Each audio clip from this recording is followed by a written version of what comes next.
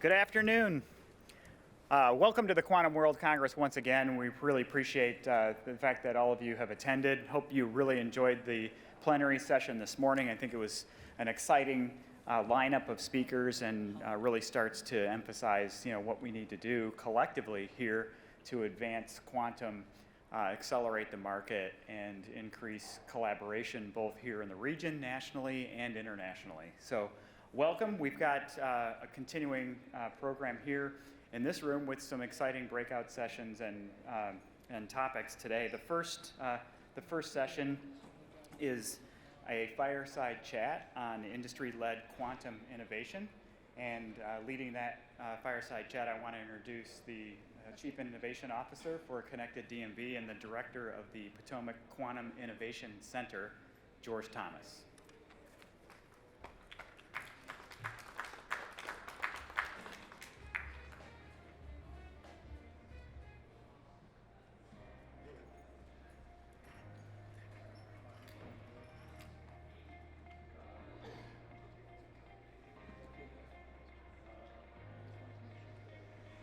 Thank you, Carl. Good afternoon, everybody. As Carl said, I'm George Thomas. I'm the Director of the Potomac Quantum Innovation Center, and it's my privilege and honor today to have a conversation with Dr. Lara Jehi. For a quick introduction, Dr. Jehi, she is the Professor of Neurology at Cleveland Clinic, the Lerner's College of Medicine, and an epilepsy specialist at the Cleveland Clinic. She's the Director of Outcomes Research for Epilepsy, the Chief Research Information Officer for the Cleveland Clinic Health System, and the Executive Program Lead for the Discovery Accelerator, focused on, among other things, artificial intelligence, quantum computing, and data science education. We're really honored to have Dr. Jehi here and participating with us. The topic of today's conversation is around that threshold of trying to connect applications that are created in quantum to industry where it will be applied. And we are really privileged that for many years, Cleveland Clinic is the first to take this initiative and the promise of quantum seriously to create the Discovery Accelerator jointly with IBM to explore the ways of applications for quantum computing in the life sciences space. And Dr. Jehi and I have been working for the better part of a year and a half trying to actualize what that should look like and could look like.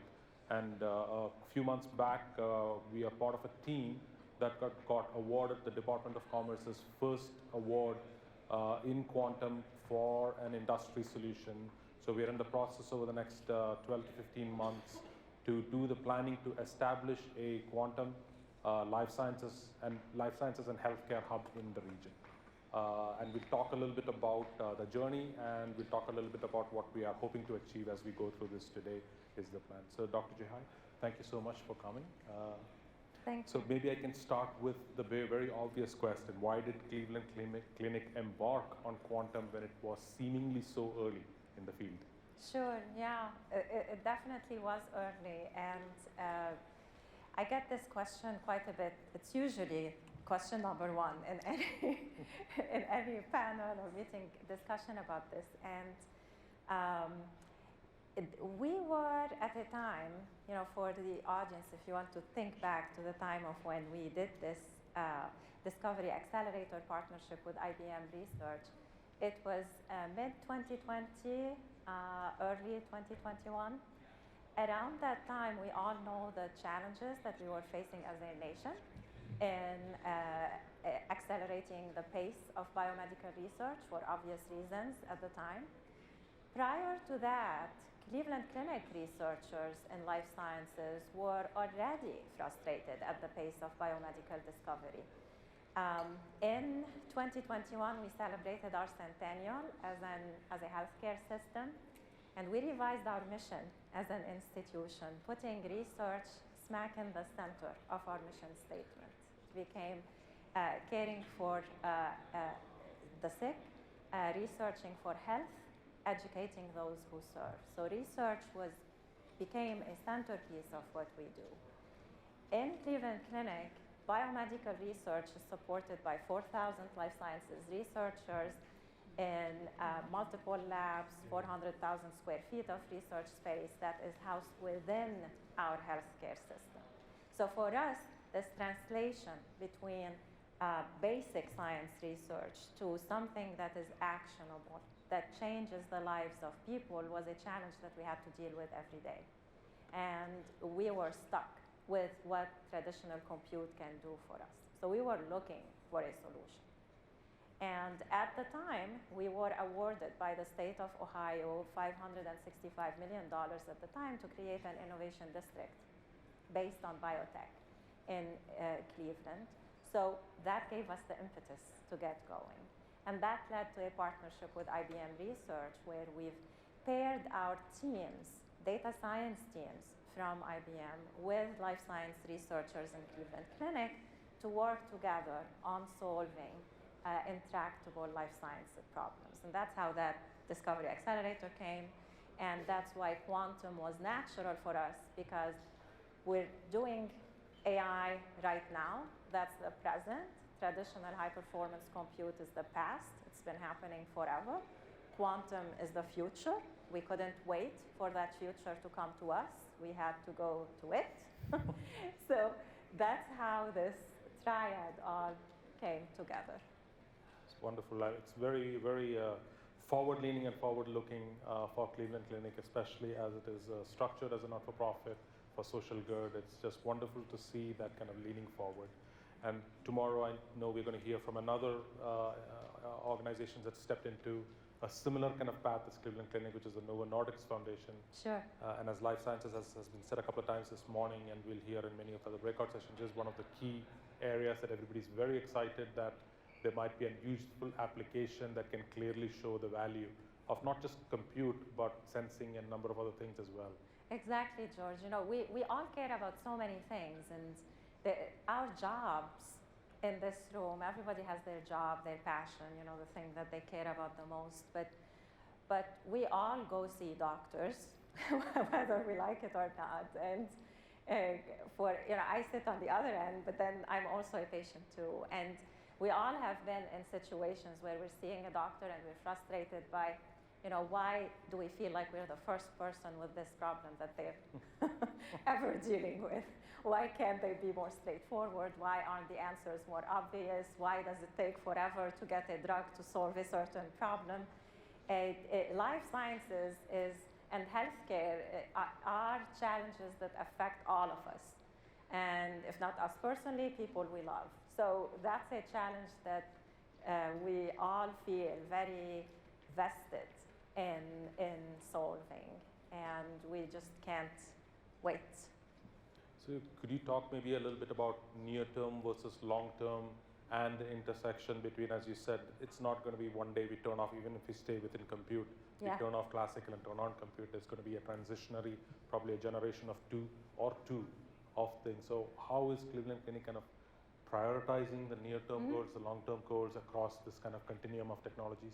Yeah, well, the first piece there is recognizing, like you're saying, George, the fact that it is a continuum, right? And that this is not you flip a switch and then a solution materializes itself. So that is, taking a higher look at this. That is one of the main challenges of industry in dealing with this, is that it is really hard to squeeze the vision for a 10-year strategy into a 1-year, typically, execution budgetary cycle in traditional industry as it approaches innovation. With innovation, it's always too hard to go through these, that 3-box innovation idea, the past, the present, and then the future. So continuing to do what you need to do just to keep bread on the table. Every organization needs to do that. You have to be comfortable with throwing away the things that you need to get rid of that are holding you down from moving towards the future. And you have to now invest into what the future is going to be. So keeping an eye on these 3 parallel angles is very difficult if you are so focused and your priorities are structured around, what's the end of this year going to look like. Right.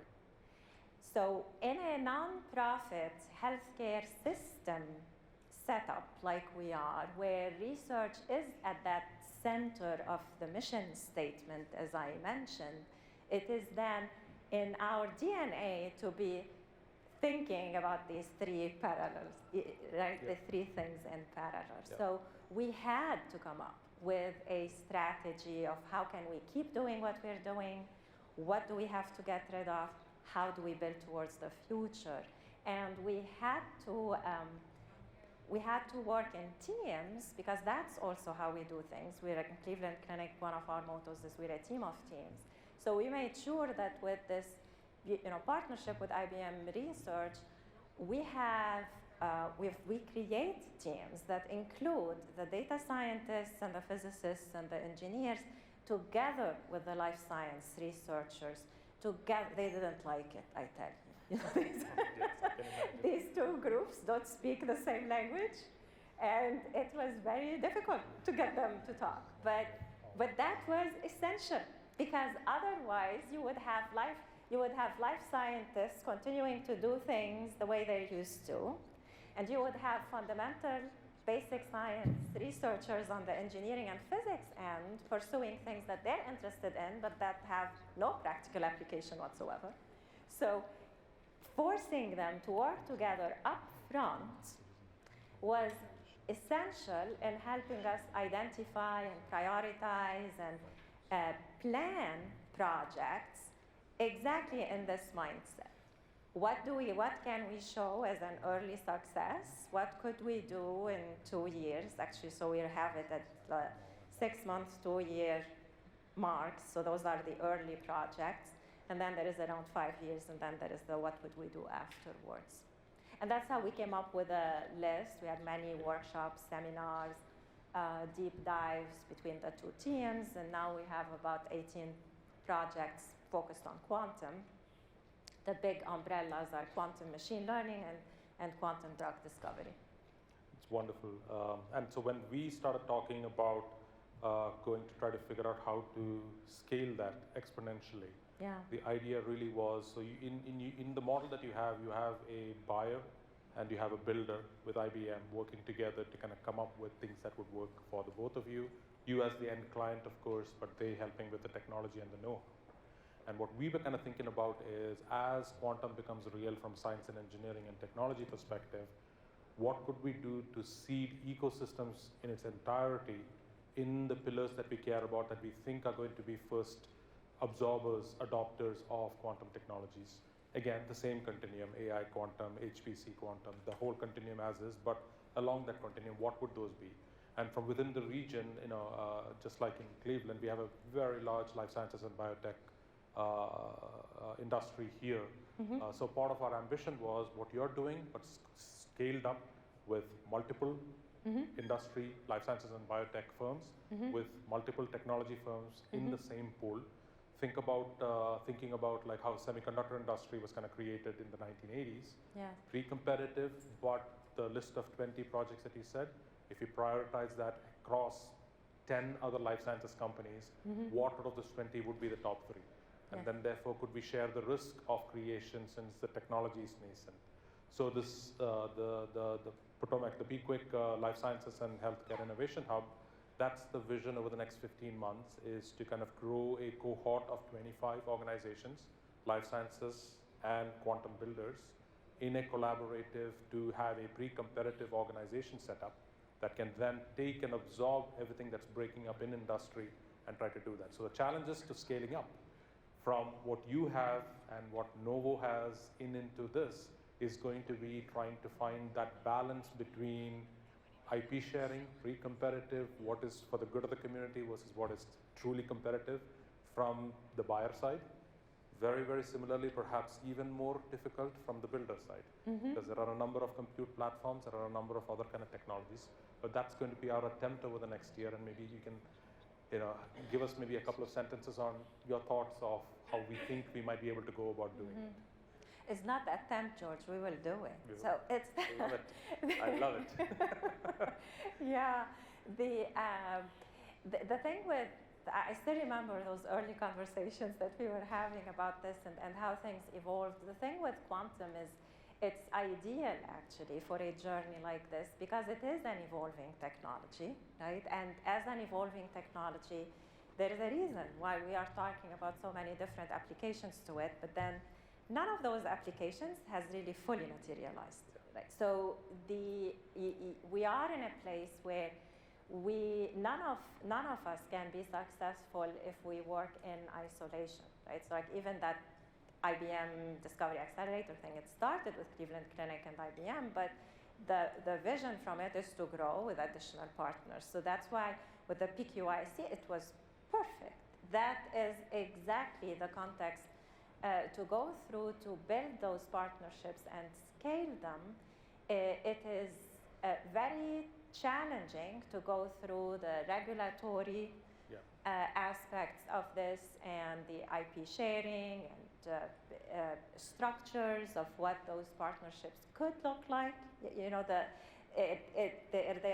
a difficulty between jumping from an initial, usually the very first meeting about this, everybody's excited, yes, we have to work together, this sounds great, you know, you do this, we do that, and then let's work together on solving the problem. And then the second meeting goes, yes, we are still excited, but then the more you talk, then the real, you know, when the rubber hits the road, that's when things become more difficult. With how do we actually structure this? And, you know, so what is this when it comes to a partnership? What does it really look like? You know, who's doing what when?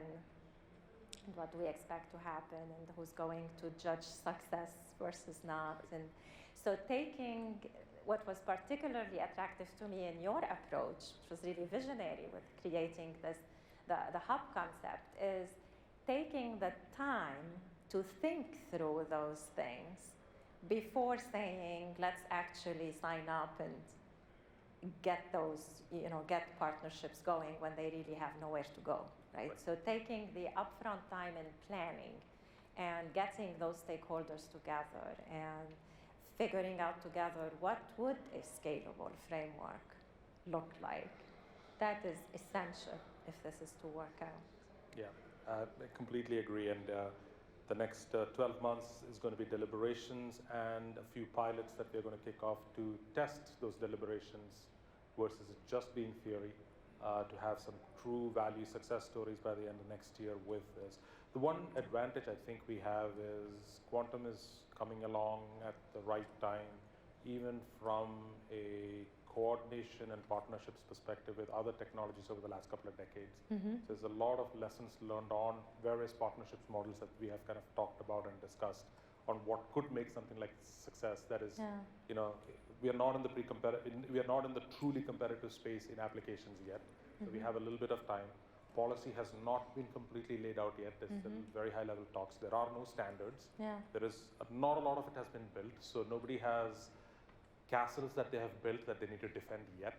And this gives us a moment in time opportunity to go do something that might be at scale. And I think our pitch jointly has been to lower risk and increase capability in companies like Cleveland and Novo and perhaps a couple of others who have the time, the effort, and the vision to invest, but perhaps don't need to all be investing in trying to solve the same first 3 steps. Exactly.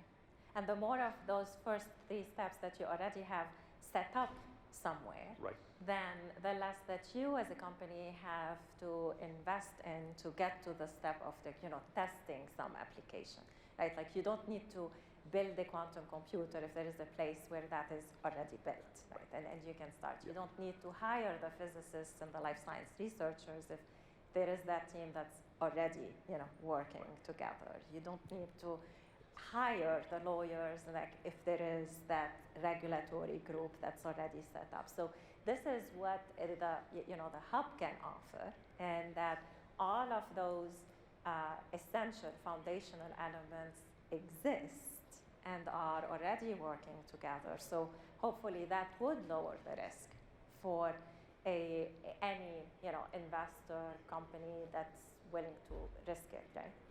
Your bet, you don't have to put in that much in the slot machine, right, before you get the big reward. Yes. The one thing I'll add is this is for the audience and anybody else who might be listening later. It is an open tent. We are looking for collaborations from quantum builders and from life sciences, biotech, and healthcare companies to join, because we don't have the answers. We are creating the framework for all of us to get better answers. So it's an open call from the stage that the both of us have for everybody to kind of join. Send either one of us or both of us an email or contact, and you can go to pquick.org to get involved with what the hub is going to be. But early next year, work is going to start in full force to kind of get this going. So with that, could I ask all of you to give Dr. Jehi a warm thank you for participation? And George. Thank you so much. Thank you. Thank you.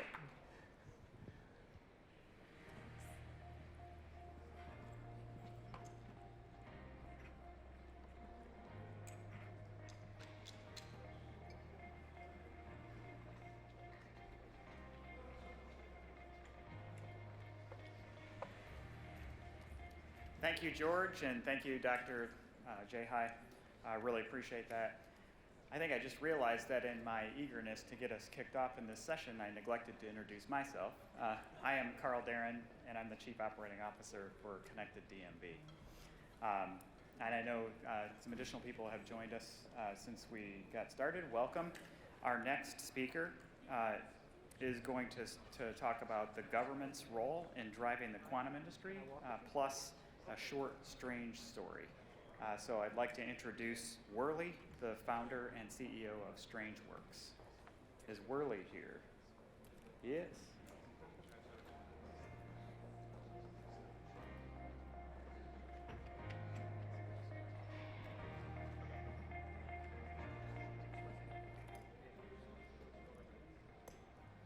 Hello, everybody. So we've got 15 minutes on the clock, and there's a lot to cover. So first of all, I really want to thank the Quantum World Congress for having me here today.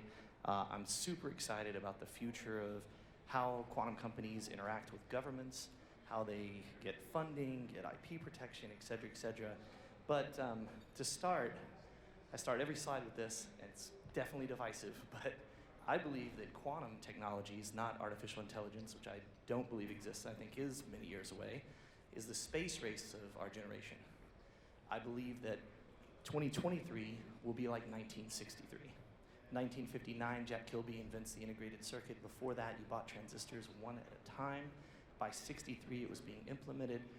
Back then, very few people were thinking about artificial intelligence or AI or autonomous vehicles or any of the things, drones that we have today. And I believe that 2023 is not a finish line, but a starting gun for quantum becoming very real. And I believe that in the middle of the year, we'll see an inflection point, be very small but noticeable, and that by 2024, end of year, we'll have seen a pretty dramatic inflection point. If you think about it, it makes sense. There was more funding put into quantum from 2014 to 2015, 40 rounds across 15 companies of more funding than the previous 20 years combined. Then you had a little bit of a lull. 2021 was a banner year. Last quarter, the whole year, 3.2 billion. Last quarter, $1 billion of that came in. This year, you've had billions more raised from capital partners. So this is super, super important. And I believe that quantum is a prerequisite for AI. Doug Lynott, very famous in the AI community. A bunch of the AI guys are mentors of mine for 20 plus years now. And what we've done is we've made really good automation, and that's amazing. But let's be honest, it's not quite where it is. And I think if you're a neuroscientist, you may believe that the brain is more classical than quantum. There's definitely a debate in that community. But if the brain is quantum and we want to build an AI, it makes sense that we would need quantum technologies in order to do that. So let's talk about government. The talk today is all about government, how I think we should interact with them as a community, and how I think they should interact with us. And then a little bit, because everywhere we go, hundreds of talks, almost 5 years. In fact, later in December, we'll legally turn 5 years old. March is kind of our 5-year anniversary. We haven't really said a lot about what we're doing. We've been really coy. So I was asked to talk a little bit about that today. I still don't want to give away the store, but we'll talk about that some. So the first thing is quantum, thankfully, much like a lot of things in the DoD and other areas, isn't partisan. You've got, the Trump administration put $1 billion forward. We're going to talk about that later. Biden administration, obviously big on quantum. I believe, we heard yesterday at the QED-C meeting, there's 6 quantum physicists in the White House working on it. That's great to hear. I'm super, super excited about that. But there's a little more to it than that. And so I wanted to break this down into 6 areas: evangelism, education, funding, IP protection, which is not talked about enough, regulation, which is definitely not talked about enough, and then collaboration. And so, let's start with evangelism. I believe that we are putting out as a community too much fear and uncertainty and doubt. We talk too much about breaking encryption and all your secrets are gone and things like that. And we need less FUD and we need more future. Everyone in quantum should be a futurist. Everyone should be looking for the positive outcomes, not the negative outcomes, for the paths forward, not the stumbling blocks that are standing in front of us. I think that is super, super important. And I think that the government should be the leader in that. All of the governments, for all of their quantum companies in their various countries. Now, when it comes to education, this is something that's very near and dear to my heart. I believe that this is the greatest time to be alive in the history of our species. That we are at a very pinnacle point, and yeah, the environment's not in the best shape. Sure, technology's been abused in social media and politicized and all these things. Quantum is a reset button on a lot of things moving forward. I think of it as the Industrial Revolution led to the Information Revolution, leads to the Quantum Revolution. And I'm super, super excited about that. And I think we need to push quantum information sciences further down into high school, maybe even down to middle school. We wrote a book, I'll talk about it in a minute, for babies. I think if we could educate babies on quantum, that's great, because I think that's the world they're going to grow up in. So moving on to funding, look, I said it's nonpartisan. Both the current administration, the previous administration, they put money forward for quantum, but we need to stop appropriating money and start authorizing it to be spent. Because it's really nice for a press release to say there's $1.5 billion or $10 billion or whatever that's going to be dedicated to something, but if that money never makes it in the hands of the scientists, the universities, and the people that need it, it is absolutely a moot point, completely worthless. And so I really, really think that that's super important. Now, that leads us to IP protection. Quick note on this, the Patent Office is not prepared to examine quantum patents. So with no offense to any of the examiners, I have friends that are examiners, okay? We need to help them better prepare. We need to give them better education and better tools. And I believe we need to have better resources for people trying to file quantum patents, to know what they should file and what they shouldn't, what is new and novel and what's not. And that leads very nicely into regulation. Regulation is a really touchy subject. I believe that because of all of the FUD around national security, you're already seeing governments in some European countries, the information and the systems can't be located out of the geographical boundary of the country. There's network security implications being put down. We've already seen things like the Biden administration restrict NVIDIA's sale of certain equipment in China. This is a very bad thing for quantum, okay? I'm not saying it should be completely unregulated, but we need smart regulation if we're gonna have regulation, because regulation is probably the #1 threat in my mind to quantum computing advancing at the current pace and what I hope will be an accelerated pace in 2023, 2024. And so that leads to the last part, which is collaboration. We don't collaborate enough still today within our community. The governments certainly don't collaborate enough with each other. Okay, you don't get along with every country in the world. Take the ones you do, form some kind of alliance, maybe a quantum treaty or something, and figure out a way to share stuff. There is a talent shortage. We are not producing, because of the educational pitfalls, enough quantum information scientists. And while there were only 4 programs when we started this company almost 5 years ago, and there are 50 worldwide now, they won't turn out students for 6 years, and I don't know how useful those students will be, because they'll be technically proficient, but where's quantum going to go in the next 6 years while they're learning all of the basics, right? So I think it's super, super important. It really, really concerns me. So we need the government to do more evangelism. We all need to be more positive. I want everybody here to be a quantum futurist. We need to do a much better job in education much earlier in not careers, in childhood, in education in general. We need funding to not be talked about. We need it to be actionable. I need to see those dollars flowing into other companies. I need to see them flowing into university programs, things like the National Quantum Literacy events, things of that nature. We need that very badly. IP protection, we've got to figure out the patent stuff, because I promise you, it will be a mess. It already is. If you look at the companies that SPAC'd and went public and what their portfolios could be valued at, depending compared to an IBM or Microsoft, et cetera, it's a problem. Regulation, we have to be smart. I would like to see everybody here proactively reach out about regulation to their representatives, to other organizations, get companies working together, so that we can be a part of that and not a victim of it. And then the collaboration, again, it is super, super important. We are not at a finish line. We're not even close to the starting gun yet. I think it's in 2023, could be wrong, I'm pretty sure I'm right. But we're fighting over a piece of pie, and he's got flour on his face, and Steve's putting out a fire in the kitchen, there's berries everywhere. It's like, there's no pie to fight over right now. No offense to all the analysts and people in the room, but I read these reports about hundreds of millions and billions and trillions. We're connected to almost every quantum system.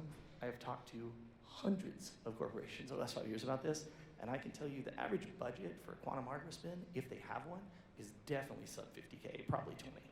So I see those reports, I don't believe them, because I see the surveys and it says, how much money will your company make? 5 to 10 million? 10 to 50 million? 50 million or more?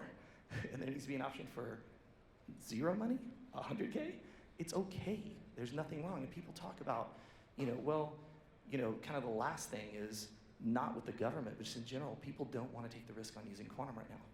They want to wait and see. I do not believe that we can have a wait and see attitude with this technology. I also would like to ask you, what was your first computer? Was it a Commodore 64? Was it Apple IIe, something like that? How's that compared to the iPhone or the Android phone you have in your pocket today? It's not even close, right? But you didn't not use those things because they weren't the end-all be-all that you wanted, like a general-purpose quantum computer. You used them, you helped advance them by being part of an ecosystem that owed a feedback loop on, hey, I tried to do this and it didn't work. Somebody built software, somebody made new hardware. It's super, super important, in my opinion. So, in the couple minutes we have left, I'll give a little bit of the story, and then we'll talk about that invisible book from earlier, because we're somehow responsible for that. Strangeworks was built over the last 5 years with a 5-stage plan. So community, we worked with Stack Overflow and partnered with them, started quantumcomputing.stackexchange.com to see who was out there, developers, physicists, what was going on. Developer tools, we made a lot of spot tools for some hardware people, we made some for ourselves, just what sticks, what works. And then we released quantumcomputing.com, which was our first platform, which was kind of a sandbox playground for everybody. And we learned a lot. What do people know? What do they don't know? It was a very, very interesting experiment. And the second part of that platform will launch early next year in March at South by Southwest, which will be the actual commercial / still free and consumption-based platform that all of you will be able to take advantage of. From there, it's into building marketplaces and ecosystems. And that was kind of the plan, which everybody's asked, what's the strategy? You haven't talked to anybody. That's it. And the reason that's it is because software has one job ever. Does anybody know what software's purpose is? Just curious, anybody want to take a guess? Software's purpose is to eliminate complexity. That's it. That is the only thing that it serves a function at. And quantum, as we know, is very, very complex. And so our approach is to effectively make everything in quantum software. And so that's what we've done, and that's what we'll preview to some people here today if you want to come by our booth. We're going to be doing a couple of side talks, and then in March, we'll release the general availability of the platform. There are over 100 quantum devices on the platform. It supports every major framework, and more importantly, everything to software developers, which is what we are, we're not quantum physicists, is a resource that you instantiate. So if you can do Kubernetes, you can do quantum. And we're making it very, very simple, and that includes software-definable, deployable, and dependable solutions for things like variational quantum Eigen solvers and optimization services, circuit gate runners, and all of those things, where you can be a subject matter expert and be able to do that. So think of it like 3 places in a stack, except it's not a software stack, it's a people stack. And at the top of the people stack are subject matter experts. They don't know quantum, they're not going to become QIS experts, and they shouldn't have to. And they're doing things like using software packages to optimize shipping routes or financial transactions or things like that. In the middle are developers who can take those automated options, open them up, change parameters, tweak them exactly to what they want, and make them back available to their community. And at the bottom, there's composable items for physicists and other people so that they can create new services and new packages that then go right through back that chain. And that's kind of where we've been at. Now, as I said, all of this is going to be launched at South by Southwest 2023. We were going to make some announcements here. I apologize to George, but you, Forrest, called and said, hey, when you launch a company, you guys did that keynote in 2018. We think it's about time to do a real big keynote on quantum. And while I love all of you, I look out here and I know half of you. And there'll be 75,000 people I don't know in March, so I'm going to wait till then to do any announcements. What do we announce? We'll announce our Series A funding. Everybody's wondered how we've survived on $4 million for 5 years. We'll announce a platform GA, and we'll announce a new book that is a follow-on. It's the natural follow-on to Quantum Computing for Babies, which is the book that was supposed to be held up later, but nobody told us that. We brought a box of books for the kids, and then everybody wanted one. So if you scan that QR code, it will take you to Amazon. You can get your own copy, or you can meet us at an event or ask us. We have copies. We're happy to share them. We're happy to give them away. But this is where I think quantum education starts. And I know that sounds ridiculous, but it's not. Because children's minds are just blank canvases. And they hear you say a curse word as a parent, and they know that curse word instantly, and they say it 100,000 times in the most inappropriate situations. Well, maybe we should start getting them used to these scientific concepts so they don't seem so cumbersome. They don't seem so unbearable, so hard, right? And so with that, I thank you for your time. I appreciate the Congress inviting me out, and I hope all of you become quantum futurists and start interacting with your governments to drive those 6 areas we talked about. Thank you very much.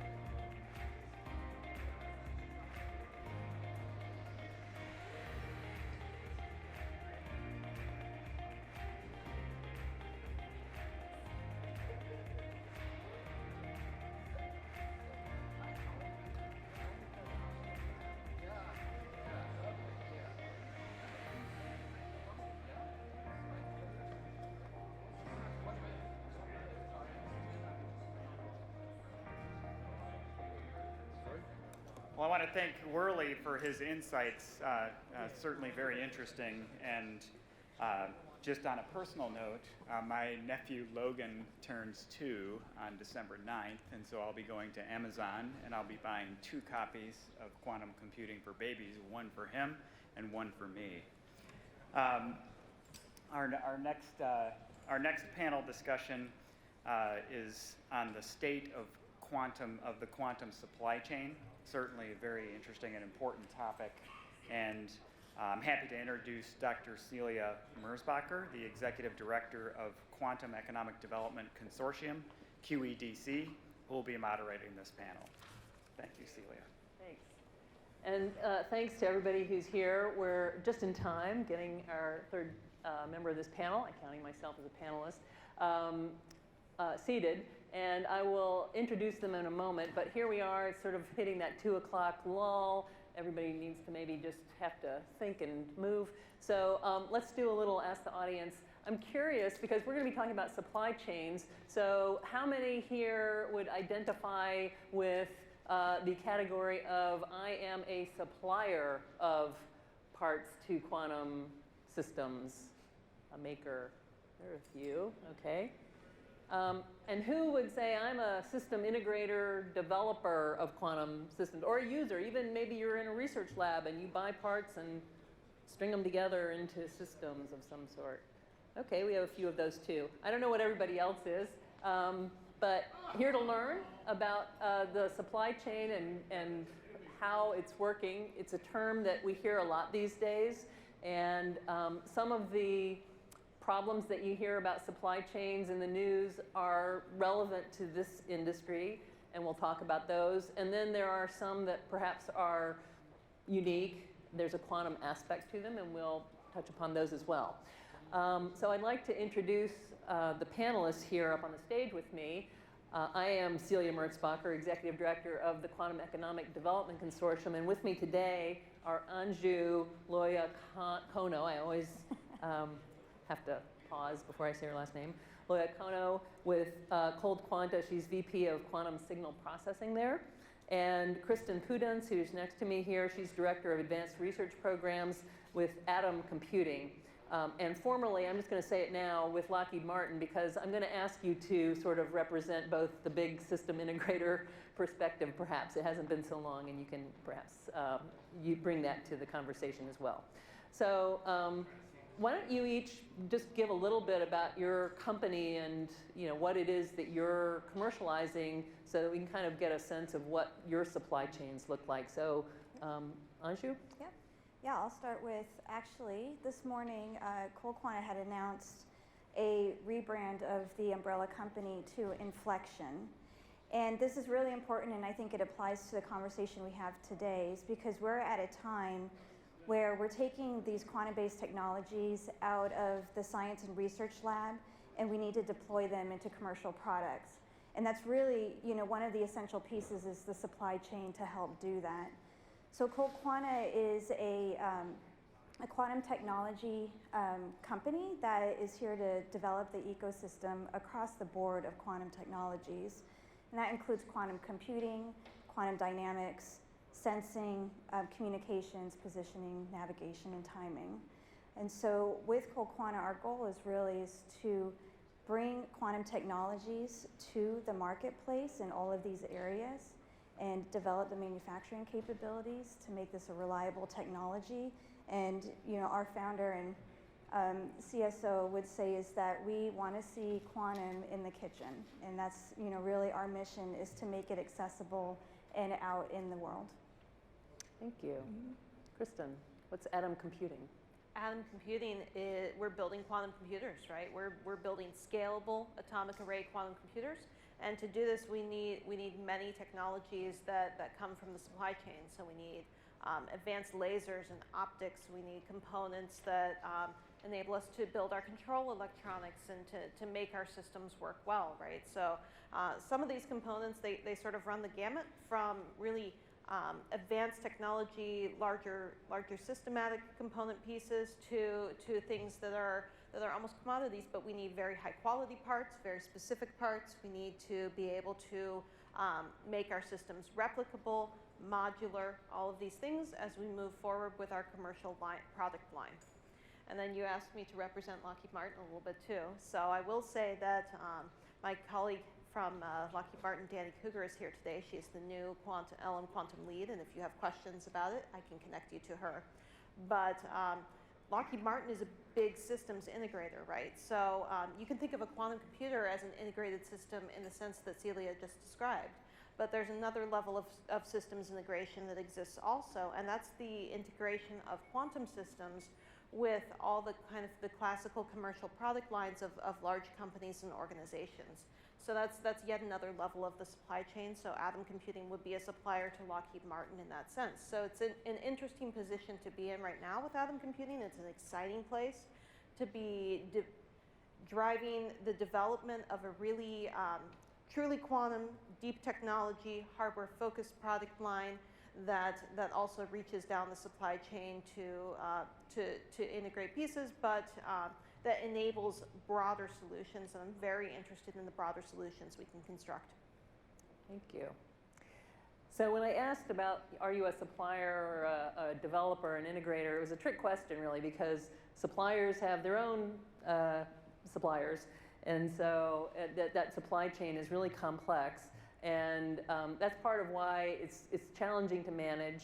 And an organization like ours, which is really kind of trying to span the whole stack from materials that go into various components. And there are things like helium-3, which is a sort of specialty material, somewhat critical and not available from, it comes from some key countries, and so it's sort of politically sensitive in a sense, or is impacted by global situations sometimes.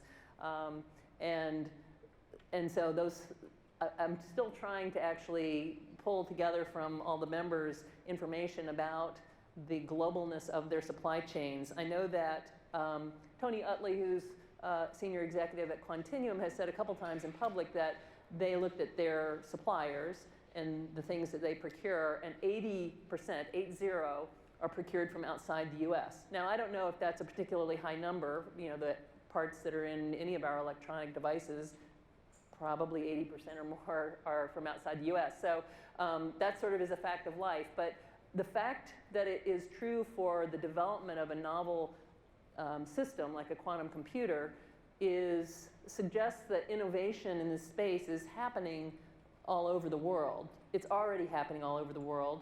There is a sort of interest on the part of governments everywhere to make sure that they have good supply bases in their country. But does that make sense? So I guess my question to you two is, how global are your supply chains, and is that a concern or not? Any thoughts you have about the need for broader or more robust supply chains from a business point of view or from a sort of citizen point of view? So I can, with inflection, I have to get used to saying that.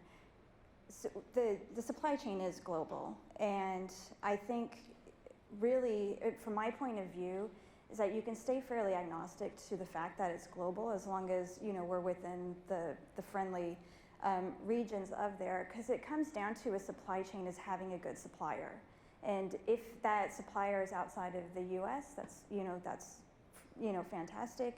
If it's in the U.S., but I think the priority first is delivering what we need in supply and building those relationships. And I think over time, just as the U.S. is looking at having sovereign manufacturing capabilities, is that might become something in the future, or in certain areas of quantum technologies that are of greater importance to the defense. But right now, as a company, and we're looking at our supply chain, we're looking for the best vendors and the best products, and wherever they come from. And I think a lot of the technologies and the components that we are looking at are in the optics, photonics, lasers, and that's a global industry. There are very strong suppliers outside of the U.S. in these fields, and so we will go out there and look for the best thing. Yeah. So I echo some of that perspective, right? If you're building a quantum computer, you need what you need, and you need the very best that the technology supply chain has to offer. We need the cleanest lasers, we need the most stable lasers, we need the longest lived components, right? Such that we can build large systems that meet or exceed all the quality expectations that our customers have of us, the standards that we hold ourselves to put out a quality product. And we'll go in the world different places to get these things, because there are well-established suppliers of all the kinds of components we need from the very advanced technology systems, which are probably one of the most international and also one of the most selective links in our supply chain, to some of the components that maybe could be sourced elsewhere at a greater cost, or at a different quality level that we'd be able to adjust if needed. So we're interested in preserving our global supply chain, but we're also mindful of where we source from, right? We have an international perspective, both up and down the supply chain. We want to be able to supply quality quantum computing solutions to the world, to be able to solve problems that exist globally. But we want to work with allied nations. We want to work with partners that we can build long-term relationships with, stable relationships that lift both parties up, right? We want to have programs that benefit the countries that we work with, as well as shoring up the U.S. scientific and industrial base, and allowing the best quantum computers in the world to be produced in the United States. So we have all of these aims in mind, and we try to strike a good balance as we work across the supply chain, and that includes supplying upward to companies like Lockheed Martin, and Lockheed Martin represents a type of customer to Atom Computing that is one of the reasons we're very mindful of where our supply chain lies at Atom Computing, right? So there's a substantial portion of the customer base that needs things to be secure, that needs things to be trackable to the source, and that wants to, above all else, promote US leadership in quantum technologies across the board, including computing, sensing, and communications. So really, we need to stand together as an allied global community to increase the quality of quantum technology that we have available to us to pursue our technological and societal developmental goals. Well stated, thank you.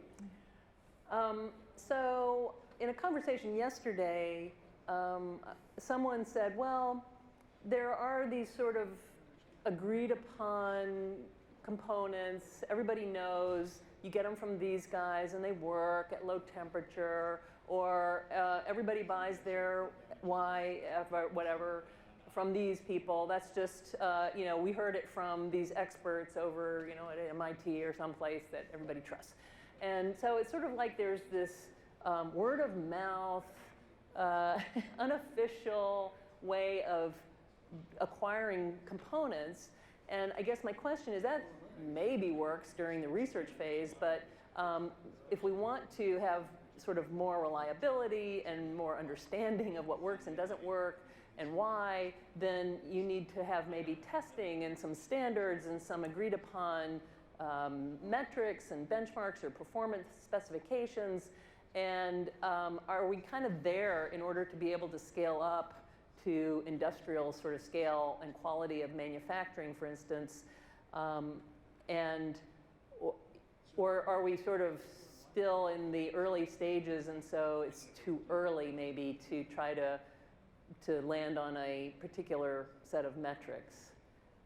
There's probably trade-offs, but I'm not sure, from where you sit, do you wish you had something that said quantum certified with a stamp on it, and then you didn't have to do in-house testing?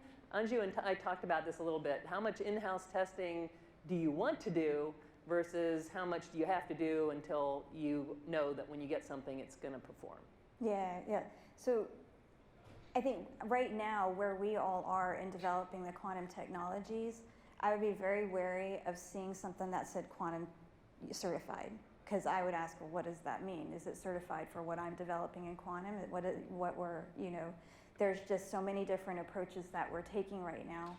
So I do think that it is too early to push and say that we need to have some standards in the components. Eventually we will get there. I think if you look historically at other technologies, telecommunications and the biomedical field and everything, things ended up converging into a same technology or same standards. But I would be wary of having any entity starting to decide that when we're a bit of a Wild West in our technology development.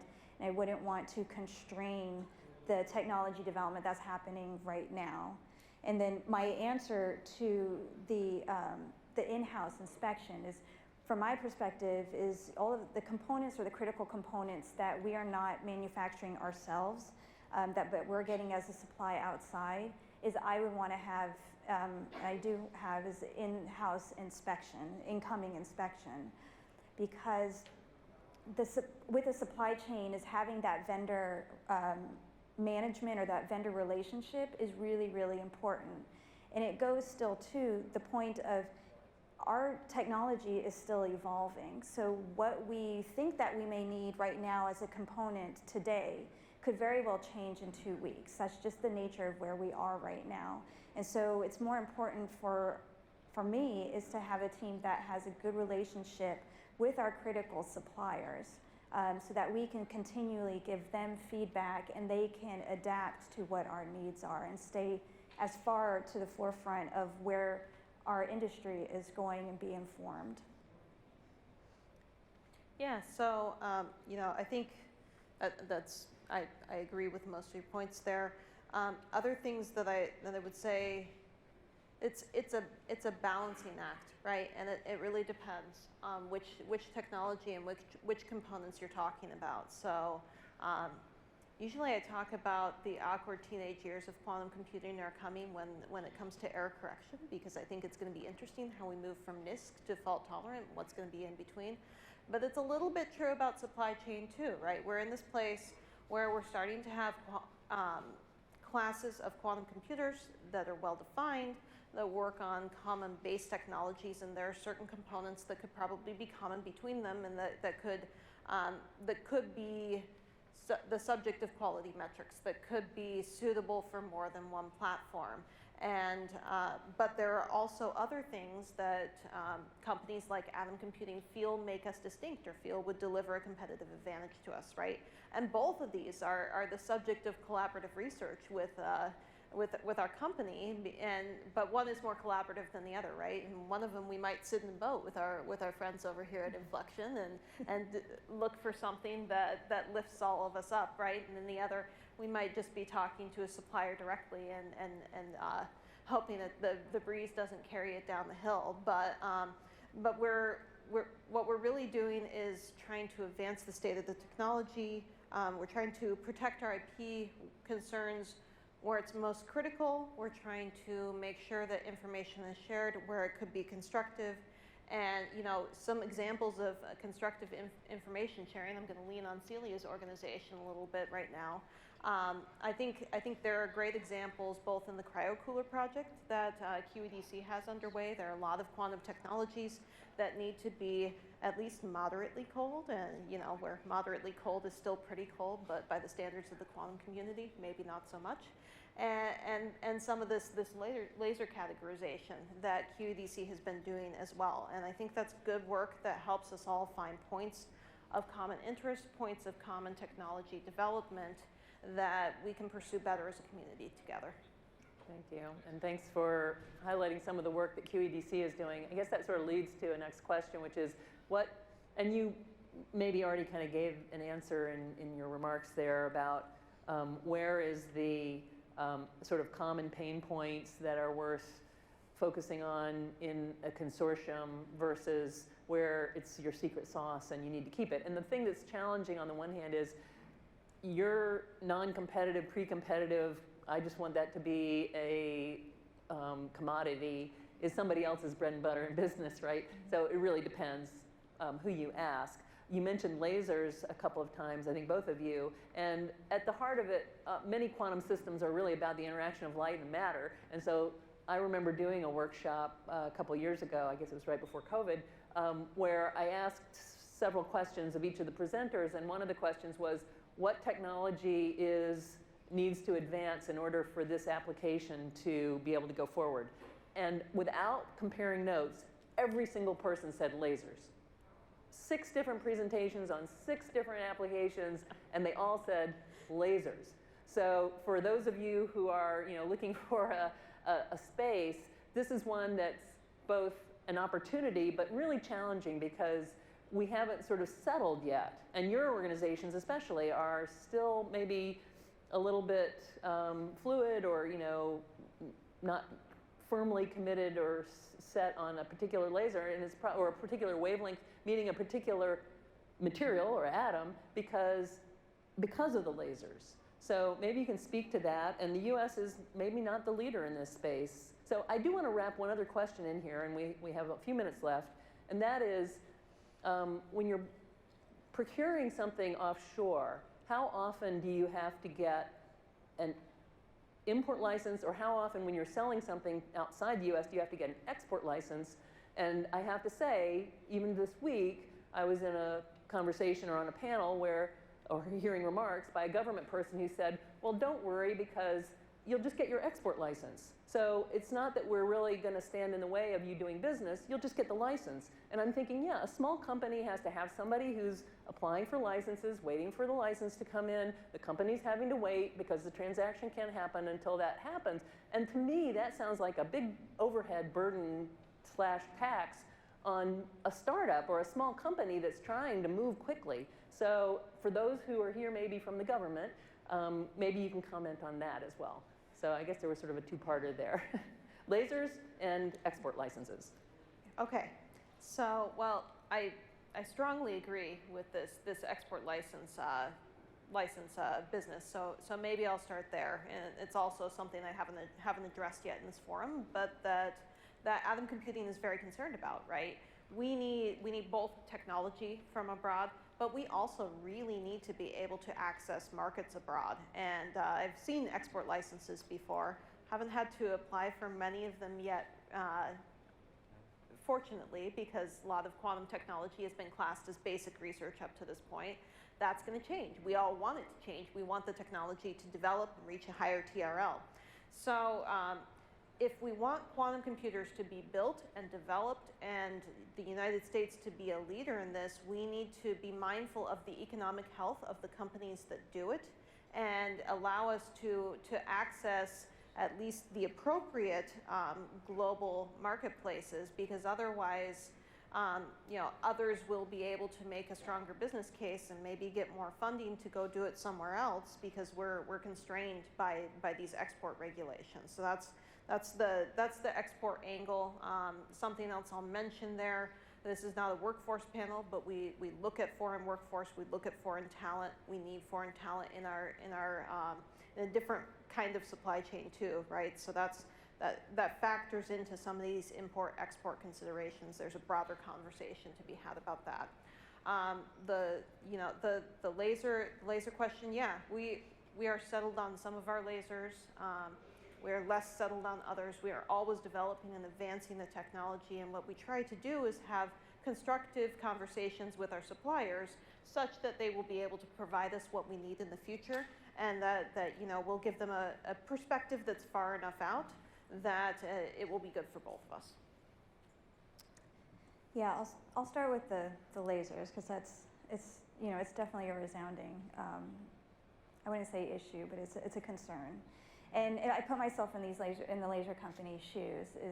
I imagine a couple of years ago, especially in the quantum area, it's largely selling lasers to the research space, one-off, and then there is now this rapid, as the money has flown into developing these quantum companies and the technologies, that's flowing through to the laser companies. But it's just almost overnight is the demand. And not only the demand in volume, but the demand on what is required to now deliver lasers on a consistent basis to companies that have different requirements than an academic lab or a research lab is a really, really big burden. And so I think this is where the sticking point is of how do we enable and allow the suppliers, especially in the laser industry, to be able to, let's say, mature up that they are capable and they are able to deliver on the demand that the quantum industry is now requiring on them. And I think that's a really tough challenge if coming from a laser company's point of view. And what will happen is that us quantum companies like Inflection and those are those pieces that are critical. Like, what are the important secret sauces to our technology? And we do have to start looking in-house and having ownership and building more of a vertical integrated integration on some of our products. And with Inflection is that we sit both as a supplier, and we're in the supply chain. We supply to academics as well as what could be perceived as competitors, but we're all building on that same ecosystem. And so we have that supply chain problems that we are also feeling as someone that needs to buy from other companies. And so I think we see it from both sides, but it is the reliability of lasers is a big piece. And reliability is a broad topic. It's reliability in performance, but it's also reliability in terms of supply and timing. And so it's reducing the lead times, and that trickles down to, Celia, what you were saying at the beginning of what is supply chain. It can go all the way down to the core minerals or the raw materials to a manufactured product, and it's just an additive effect. And so reliability in all of those aspects is going to be key in helping the quantum industry getting out of the lab and going into the commercial space. And so it really sits on, on that supply chain, on the need of the supply chain to be able to be brought up along with this quantum technologies in the industry. Well, I'd like to think that as the markets grow and the sort of, you become a more important customer in a sense for those companies, that the delays and problems that kind of get thrown at you would be smoothed out, but we're still a little ways from that. So I'm not sure who's keeping track of the time. Do we have 5 minutes? Okay, great. So then I do have time for maybe one more question, and that is, you mentioned it. I'm going to go to the supply of talent, and maybe we'll just spend a moment on that, and I'll encourage people to check out some of the other sessions that are focusing on workforce development. But we did a survey of our members at QED-C and asked them about supply chains, and the number 2 answer that they gave was the supply of people. So I think we do have to treat that as part of the supply chain, and that I think in some ways it is hampering progress when you've got a lot of vacancies and spots that you're not able to fill. How is that supply chain being thought about in your organizations? What can an organization like QED-C or some of the people who are with universities or people at the government level, policymakers, what can be done to help with that part? Yeah, so we're quite interested in having, I guess, a broad spectrum of talent at our organization. We are at a comfortable staffing level now. We are able to deliver on our technical goals, but we are a growing organization. We're growing our technology, we're growing our team, we're growing our company, and we need a steady talent pipeline to feed all of that. And the talent that we seek is both in the quantum physics community and sort of the applications and theory community, and then in all the areas that support quantum development as well, like controls and software and the business team, all of these core competencies, right? So finding people with experience in the quantum field is one thing. Finding them from the universities is another, and we're seeing quite a competitive environment for university hiring right now. And many of the people who are being educated in these cutting-edge physics disciplines in our universities right now come from abroad, and we want to be able to take advantage of that talent pipeline. We want to be able to use their expertise appropriately in our systems. So what government could do to help is be really communicative with us, and that open lines of communication along where export controls are going to be in the next few years, along what kind of expectations there will be of the industry going forward, would help us to plan our staffing to be in a place where we can support government customers, where we can support government contracts, but also support the commercialization and technical development goals and inclusivity goals, frankly, that we have for the field, and that we want to push forward to advance the state of the art. Yeah, one thing that I'll add to Kristen, because I agree, is it's the type of training that we are now doing in the education and in the schools. And so I think largely historically, especially in the physics fields, is that those students are being trained in physics research. And now, because there is a boon in the industry space, is we need to quickly incorporate educational parts of the program that are preparing them to go straight into industry. And so it's similar in terms of what I had seen historically with an engineering background, is that we would learn engineering, but then they started to fold in management and business, because there was, you would see is that people who are in engineering were going into the business type areas and becoming managers.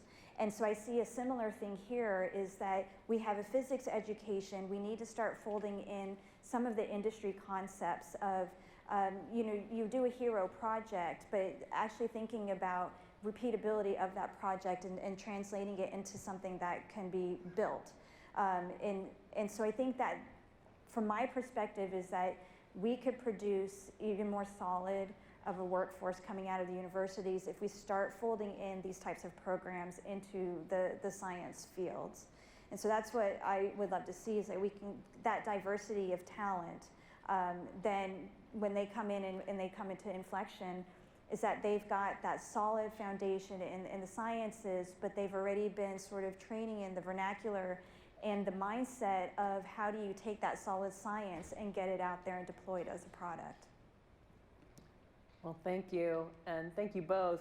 I think that I had lunch today with someone who is at the University of Maryland, and they're developing a program that will be a sort of add-on type certificate that someone who has a non-quantum but technical degree can just go in and get that sort of quantum familiarity that would allow them to pivot into this field. And I think for anyone who knows someone who's young, high school or college, nephews and nieces and kids and neighbors, you should let them know about this exciting field, and that they don't have to go get a PhD in physics in order to qualify. There are tons of different roles in these companies, and you've kind of heard about some of them here today. And I always try to work this into my comments because I'm an ambassador for quantum.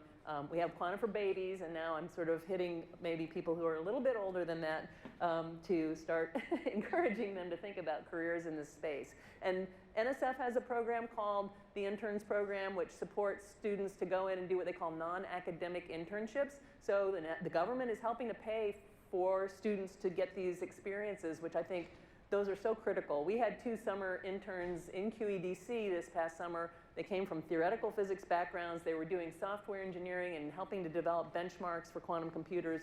And it was really eye-opening for them. I think it was really impactful. And so I encourage students and young people to take advantage of those kinds of opportunities because you really don't know what you don't know. So with that, I'd like to thank the panelists. I'm going to close with this quote that I heard recently from Jeff Bezos, who every CEO probably wants to be another Jeff Bezos, right? And his motto when it comes to what you outsource and what you do in the company is what makes your beer taste better, you do in the company. Everything else, you outsource. So that's something to keep in mind when you're figuring out whether you want to do things in-house or not. It sometimes is tempting, I think, to keep things inside, but think like Jeff Bezos. And I hope that, in the future years here at the Quantum World Congress, we'll all be seeing these companies that are flourishing and growing, and I'm excited to be part of it. So thank you both, and thank you all for being with us. Thank you. Thanks.